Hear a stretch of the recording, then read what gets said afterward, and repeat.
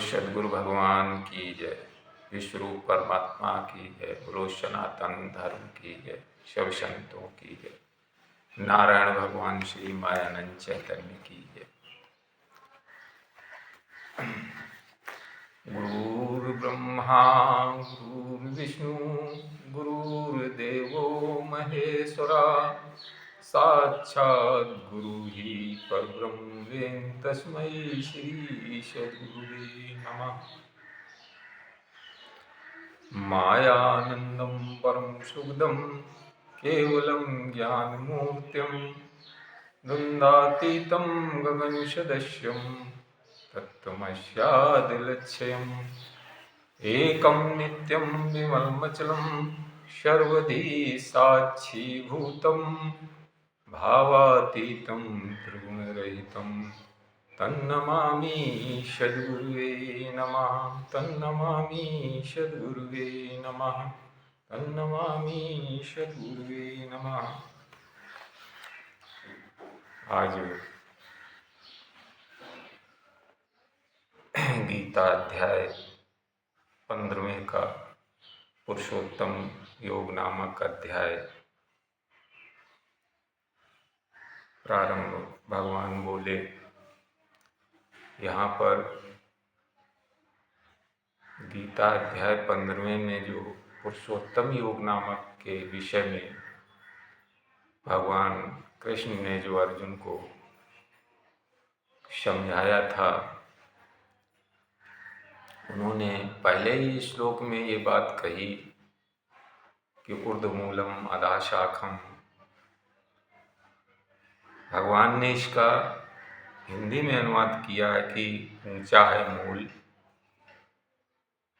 शाखा है नीचे, अस्वस्थ उसे है कहा, अनाशीष छंद हैं पत्ते जो जाने हुए वेदविद। इस तरीके से विश्व रूप परमात्मा अशाश्वत जो दिखाई देने वाला है, उसके विषय में भगवान कृष्ण ने अर्जुन को विस्तार रूप से प्रत्यक्ष में प्रैक्टिकल विधि के द्वारा दिखाते हुए और ये निश्चय कराया। आज कलयुग में नवम बुद्ध अवतार भगवान श्री मायानंद चैतन्य जी ने इस श्लोक हम सब पढ़ते रहे। पढ़ने के बाद युक्ति ना होने के कारण वो बात समझ में नहीं आती थी, क्योंकि युक्ति विशेषांश विभूति जो अवतार रूप में जन्म लेती है, उसी के माध्यम से प्राप्त हो सकती है, क्योंकि वो सद्गुरु पद भी उसी के पास है और अवतार भगवान का स्वरूप भी है। हम सब बताए हुए योग युक्ति के माध्यम से आज देखने और जानने का जो सुगम अवसर प्राप्त हुआ है, वो भगवान ने हम सबके समकक्ष सर्वांग योग, सारे अंगों विश्व रूप परमात्मा के सारे अंगों का योग मिलान करके देखने और जानने की जो विधि हम सब के समकक्ष रखी है, वो सर्वांग योग में विश्व रूप के जितने अंग हैं, उन अंगों का विस्तार रूप से प्रत्यक्षीकरण करते हुए प्रत्यक्ष विज्ञान पद्धति के माध्यम से प्रैक्टिकल विधि के द्वारा दिखाने और जनाने का जो सामर्थ्य हम सबको प्रदान किया है, जिसके माध्यम से हमें देखना और जानना हो रहा है। विशेष बात यह है कि भूले क्या हम? भूले हम निज मूल्य स्वरूप हैं। हमारी धर्म में ग्लानि जब आती है तो मानव मात्र भूलता क्या है? अपने निज स्वरूप की पहचान। ये रामचरितमानस में भी क्या, जब जब होए धर्म की हानि, बाढ़ें असुर अधम अभिमानी, तब तब धरि प्रभु मनुष्य शरीरा, हरें सकल सज्जन की पीरा। गीता में भी कहा कृष्ण ने, आती है ग्लानि भारत निज धर्म में, अधर्म बल पाता है लेता हूँ तब जन्म में। कल्याण करने साधु व्यक्ति का, विनाश असाधुओं का। मतलब साधु वृत्ति के जो दैवी पुरुष होते हैं उनका वो रक्षण करते हैं, और जिनके अंदर कुरीतियाँ और द्वैत भ्रम संशय ये भरे होते हैं उनको समाप्त करके और दैवी प्रवृत्ति में उनको लय करते हैं। इसी प्रकार से नवबुद्ध अवतार भगवान श्री मायानंद चैतन्य जी ने कलयुग की भीषण धर्म ग्लानि में अवतरित होकर के हमें मानव मात्र को जनाने की जो सर्वांग योग विधि के माध्यम से उस विश्व रूप परमात्मा अपने निज मूल स्वरूप की जो पहचान यहाँ पर दिखाई है और जनाई भी है, तो सर्वांग योग में भी विस्तार से वर्णन किया गया है। भगवान ने सर्वांग योग में कह दिया है कि अपनी आँखों से देखो, अपनी आँखों से देखो, इसे हाथ लगा देखो, इसे बजा के सुनो, और इसे जिह्वा से लगा के सुनो, जिह्वा से चख के देखो, नासिका से गंध से देखो। कहने का तात्पर्य था भगवान के कि मनुष्य मात्र के जो हेड में जो 5 ज्ञान इंद्रियां हैं हमारे पास हैं, वो पंच महाभूतों की हैं, जिनके माध्यम से इस पदार्थ में हमने तत्व दर्शन किया, आँख से रूप देखा और हाथ से स्पर्श देखा और जिह्वा से रस देखा, और इसको बजा के जब तो कान से इसका शब्द देखा और नासिका में इसमें गंध, तो इस विश्व रूप ढेर में से एक पदार्थ हमने अपने हाथ में रख लिया। इससे योग मिलान करके जब हमने देखा तो हमारी 5 ज्ञान इंद्रियों ने अपने पंच विषयों को बताया। आँख कह रही रूप में है, जब बजा के देखा तो कान ने कहा शब्द में भी है, और जब हमने इसे स्पर्श करके देखा तो हाथ ने कहा तो स्पर्श में भी है। जिह्वा से जब चख के देखा तो जिह्वा ने कहा रस में भी है, और जब इसे हम नाक से सूंघ के देखा तो गंध में भी है। तो पंच तत्व इसमें भी हैं, और उस पंच तत्व की हमारे पास निर्माण होकर के स्थूल शरीर, स्थूल ज्ञान इंद्रियाँ 5 हैं, आँख, कान, जिह्वा, त्वचा, नासिका, ये 5 ज्ञान इंद्रियाँ हमारे पास प्राप्त हैं। और विश्व के प्रत्येक मानव के पास ये 5 साधन हैं देखने के। ये 5 साधन पंच तत्वों को देखने के विश्व मात्र के सभी प्राणियों के पास है, मानव मात्र के पास, सबके पास है। और छठा साधन हमारे पास मन है। जब हम मन लगा करके इसमें देखा तो तीन गुण हैं। तो तीन गुण सर्दी, गर्मी, बरसात, ये विश्वरूप परमात्मा में, और जब यहाँ पदार्थ में देखा तो यहाँ सत रज तम के आधार से इस पदार्थ में है। और भगवान ने कहा इसे मन से जब हमने लगा के देखा तो इसमें जो व्यवहार हमने किया तो व्यवहार करने में इनके तीन भाव हमें दिखते हैं। तीन भाव सत रज और तम। तो सत को देखने के लिए भगवान ने कहा कि घी के साथ मिला देखो। घी के साथ पाउडर बना करके और मिला के खाया तो चुष्टि पुष्टि बलवर्धक हुआ। शुरू से लेकर अंत तक जो अच्छा ही अच्छा भास हो रहा है, ये इसे वेदांतिक में ऋषियों ने इसे शतगुण संज्ञा दी। इसी को जब हम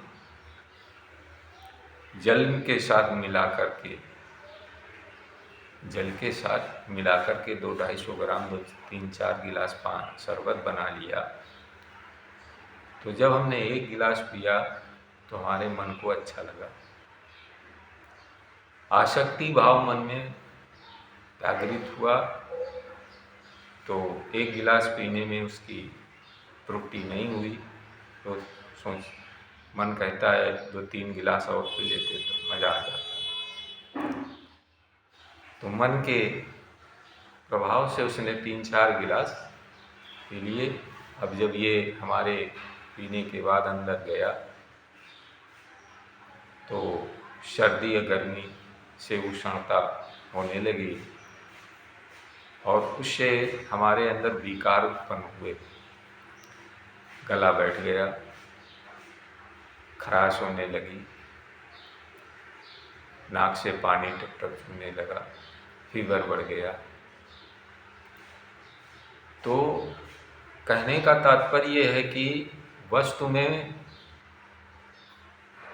जो अच्छा और बुरा ये मिश्रित भाव जो हमें दिख रहा है, इसे वेदों में रजोगुण संज्ञा के माध्यम रजोगुण संज्ञा दी गई है और हमारे तत्व ऋषियों ने भी इसे रजोगुण कहा है। जो शुरू में अच्छा और परिणाम में उसका बुरा असर दिखता है उसे हम रजोगुण कहते हैं। फिर भगवान ने कहा अकेली वस्तु खाने से दिखेगा तम है भरा। अकेली वस्तु खाने से, चबाने से तो दांतों में लड़ेगी, मसूड़े भी छीलेगी और जब हम लीलेंगे तो गला भी छिलेगा। और 200-250 ग्राम अगर हमने सूखा खा लिया तो अंदर जाके दाह जलन इत्यादि पैदा कर देता है। तो खाने से लेकर परिणाम तक बुरा ही बुरा इसका जो भास हो रहा है, बुरा ही बुरा भास हो रहा है। इस बुरे को ही वेदों में ऋषियों ने इसे तमोगुण संज्ञा दी कि खाने से लेकर परिणाम तक बुरा ही बुरा जो भास रहा है, ये इसका तमोगुण है। अब ये 5-3-8 की जानकारी हमारे पास जो 6 साधन हैं उनके माध्यम से 5-3-8 की जानकारी प्राप्त हुई। तो 5-3-8 इसमें भी हैं, 5-3-8 इसमें भी हैं और सर्वस्त्र जहाँ भी हम देखें तो सर्वस्त्र हमें 5-3-8 का ही खेल दिखाई देगा। ये परमात्मा के अंग हैं और इन अंगों से ही सृष्टि का सारा उद्भव हो रहा है, लय भी हो रहा है, परिवर्तन भी हो रहा है।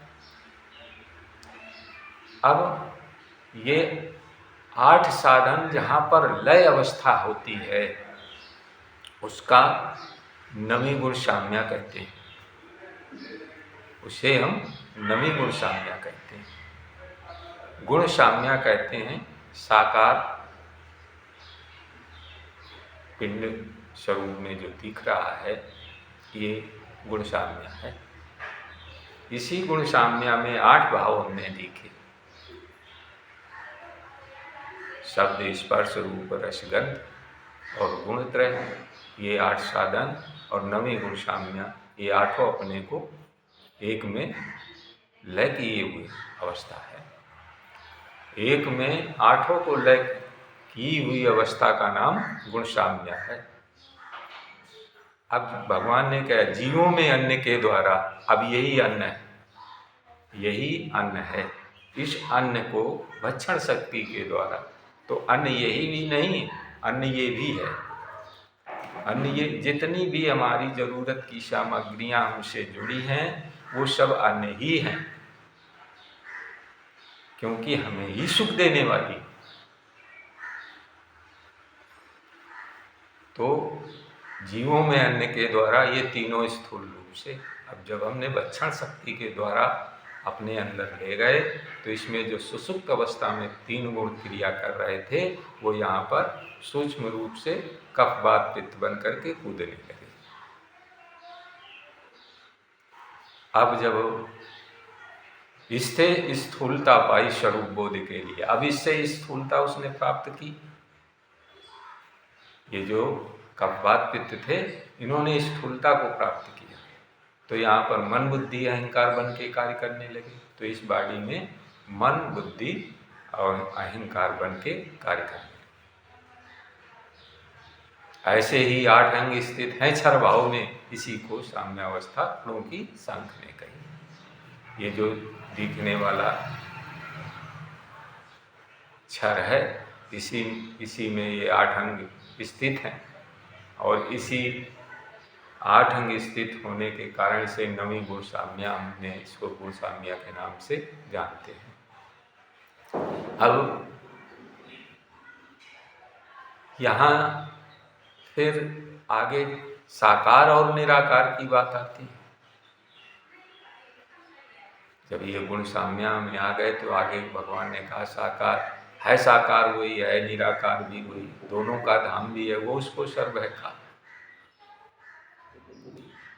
तो साकार वही है निराकार, जिसे हम साकार समझ रहे हैं उसी में निराकार भी है, और जिसे निराकार समझ रहे हैं वो साकार भी है, क्योंकि ये दोनों वस्तु एक दूसरे से अलग नहीं हो सकती।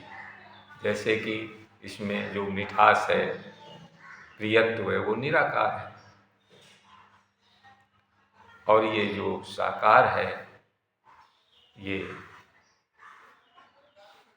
साकार अक्षर स्वरूप है।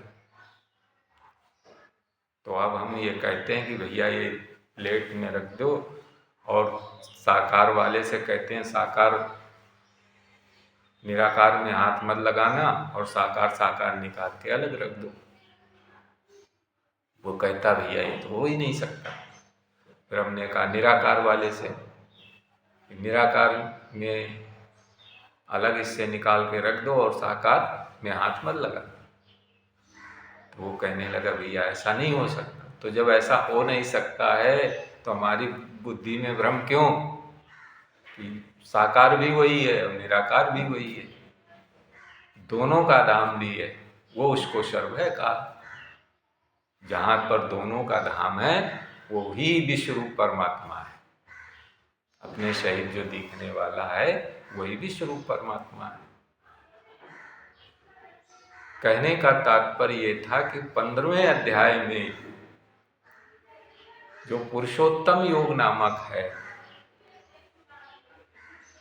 तो विश्वरूप परमात्मा का यथार्थ दिव्य स्वरूप दिखाने और जनाने के लिए जो भगवान ने वृक्ष अश्वत्थ वृक्ष से वर्णन किया है कि ये जो वृक्ष है, आते हैं वृक्ष मूल उसकी जड़ें होती, और जब जड़ों से ऊपर वो तना निकलता है वो शाखा पिंड होता है, और उस पिंड से जो 3 शाखाएं निकलती हैं वो उसके 3 गुण होते हैं। और फिर उसमें जो कुछ छोटी छोटी शाखाएं आपस में निकलती हैं, वो उसका विषय होते हैं, पंचीकरण के विषय। और जो उसमें जो पत्तियां निकलती हैं, ये पंचीकरण होता है। इस प्रकार से ये मूल है नीचे, शाखाएं हैं ऊपर, इसे अश्वत्थ कहा। इस तरीके से भगवान ने कहा, जब इस मूल वृक्ष की विषय की जानकारी ठीक ढंग से हमें समझ में आ जाएगी तो अपने निज मूल स्वरूप की पहचान हो जाएगी। इसी प्रकार से ये जो मूल है, तो वहाँ हम जमीन से अपनी जरूरत पूर्ति हमारी हो रही थी। जमीन से शाखाएं जो हमारी जड़ें थी वो हमारी निराकार थी, और जो ऊपर का तना था वो हमारा साकार था। तो साकार जब तक जो चीज़ हमें दिखती नहीं वो निराकार है, और जो चीज़ हमें दिखने लगती वो साकार है। इसी प्रकार से भगवान ने कहा कि जैसे कि बीज, झाड़ का बीज है, हमारी आंखों से भी नहीं दिखता है बीज, और उस बीज में बहुत बड़ा विशाल रूप का वृक्ष उसमें छुपा हुआ है। तो क्या बीज वृक्ष था? वृक्ष बीज में था तभी दिख रहा, और वृक्ष में बीज था तभी बीज दिख रहा। कहने का तात्पर्य ना बीज अलग है और ना वृक्ष अलग है, ये सब एक ही हैं। जब बीज की आवश्यकता आई तो वो बीज बन गया, और जब वृक्ष की आवश्यकता आई तो वृक्ष बन गया। इसी प्रकार से जब पिता की आवश्यकता आई तो वो पिता बन गया, और जब पुत्र की आवश्यकता आई तो पुत्र बन गया। तो ये प्रकृति का चक्र है। इसी प्रकार से ये चक्र चलता हुआ चला आ रहा है। तो जब हमने साकार और निराकार को देखा तो हमने ये कह दिया कि है साकार वही, है निराकार भी वही, और दोनों का धर्म भी है, वो उसको सत्य है का। तो साकार कौन? जो दिख रहा है, और निराकार कौन? जो इसमें उपयोगिता कूट कूट के भरी हुई है, वो निकाली नहीं जा सकती। ये कल्पना है, एक ही वस्तु की तीन कल्पनाएं हैं, जो कल्पना करके हमने इसको देखा और जाना, और जान करके हमने इसको नाम में लय कर दिया। तो नाम ले तो बहुत सुंदर सुखाई, नाम रटने की बात नहीं आई। नाम जिस समय आप ले लोगे तो उस विश्व परमात्मा का यथार्थ दर्शन जैसा है वैसा दिखने लगेगा। अब लोगों ने क्या कह दिया कि नाम रटो। भाई रटो, सारे जीवन बाप भी रटते रहे, पिताजी भी रटते रहे, माताजी भी रटती रहीं, और त्रिकाल में उस विश्व परमात्मा का यथार्थ दर्शन ना हो सका। हो कैसे? जब हमारे मन मस्तिष्क में, बुद्धि में ये भ्रम बैठा हुआ है कि नाम रटने से परमात्मा प्राप्त हो जाएगा, भवसागर से पार हो जाएंगे। भावना रूपी सागर से तो तब पार हो गए जब हमारे भावना रूपी जो द्वेष भरे हुए हैं, उन द्वेष को जब तक हम समाप्त नहीं करेंगे तब तक उस भावना रूपी सागर से हम पार हो ही नहीं सकते। खूब रात दिन रट्टा लगाओ, बुखार है, टेरामाइसिन रटते रहे, हमारा बुखार चला जाए। त्रिकाल में नहीं जा सकता है, हमें मेडिकल स्टोर जाना पड़ेगा, वहाँ से दवा लेनी पड़ेगी, फिर पानी से उसे हमें अंदर खाना पड़ेगा, लेना पड़ेगा, तब हमारा बुखार जाएगा और तभी हमें उसे आराम मिल सकता है। इसलिए देख कर, जान कर, पहचान करके उस विश्व परमात्मा के आधार से प्रकट दत्त कार्य में अपने वर्ण गुण धर्म के अनुसार जो है हम अपने कार्य में लग जाएं तो हम मानव मात्र जिस हेतु के कारण यहाँ आए हैं उसका पूर्ण लाभ प्राप्त हो जाएगा।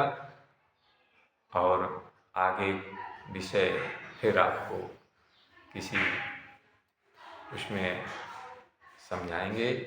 और यहाँ पर जो दोनों की लय अवस्था का नाम है वो पुरुषोत्तम परमात्मा है, क्योंकि बगैर नाम के वस्तु की प्राप्ति नहीं हो सकती। वस्तु की प्राप्ति के लिए नाम हमें रखना पड़ेगा, क्योंकि ना तो साकार से काम चल सकता है और ना निराकार से काम चल सकता है। तो भगवान ने कह दिया 7वें अध्याय में, नाम है उसके आगे जान के बुद्धि है जहाँ। बुद्धि में ये जब जानकारी आई तो हमने उसमें नाम रख दिया कि बगैर नाम के हमारा कोई प्रयोग नहीं हो सकता और कोई प्रीति भी नहीं हो सकती। तो जैसे ही हमने नाम लिया हमारे वस्तु सामने आ गई और हमारा प्रयोग चालू हो गया। तो नाम ले तो बहुत सिंधु सुखा, करो सुजन जान मन मान। इस तरीके से जानकर समझ करके हमें विश्वरूप परमात्मा का यथार्थ स्वरूप देखने को मिल जाएगा और निज मूल स्वरूप की भी पहचान हो जाएगी, जिससे कि हमें ये हो जाएगा कि मैं और ये परमात्मा अलग नहीं, मैं उसी का अंश स्वरूप हूँ। परमात्मा तो नहीं हो सकता, परंतु परमात्मा स्वरूप हो सकता हूँ। भगवान नहीं हो सकता, भगवान स्वरूप हो सकता हूँ, क्योंकि भगवान जितने अंगों से आया है उतने अंगों से मानव मात्र भी आया है। भगवान अक्षर से खड़ा होता है और मानव मात्र क्षर से खड़ा होता है। इसलिए भगवान और मानव में अंतर होता है, वो अक्षर से और मानव मात्र क्षर से। वो विशेष जानकारी देने वाला, और विश्वरूप परमात्मा जो सबको लय करने वाला, सबका पालन पोषण करने वाला, सबको उदय करने वाला है, ये वो विश्वरूप परमात्मा है। हम विश्वरूप परमात्मा स्वरूप हैं, परमात्मा स्वरूप हो सकते हैं, परंतु परमात्मा नहीं हो सकते, क्योंकि हम उसके द्वारा निर्मित हैं। हमारे द्वारा वो नहीं निर्मित, हम उसके द्वारा निर्मित। ये हमारी बुद्धि में निश्चय अवश्य बैठना चाहिए। हम अपने तहस में या अपने घमंड में ये कह देते नहीं मैंने ऐसा किया, मैंने वैसा किया, ये सब अज्ञान की अवस्था है। अज्ञानवश मनुष्य अपने विचारों को इस तरीके से करता है और कोई बात नहीं है। इसे ठीक ढंग से जानने और समझने की योग युक्ति है जो भगवान ने रखी है कलयुग में, भावना रूपी सागर से पार होने के लिए। अगर ये जिसके मन मस्तिष्क में बैठ जाएगी तो वो विश्वरूप परमात्मा का यथार्थ स्वरूप प्रत्यक्ष नित्य प्रति देखेगा और जानेगा, और उसके आधार से अपने वर्ण कर्मों के द्वारा अपने जीवन को यापन करते हुए और विश्वरूप परमात्मा में लय हो जाएगा। बोलो सद्गुरु भगवान की जय, विश्वरूप परमात्मा की जय, बोलो सनातन धर्म की जय, सब संतों की जय। नारायण भगवान श्री मायानंद चैतन्य।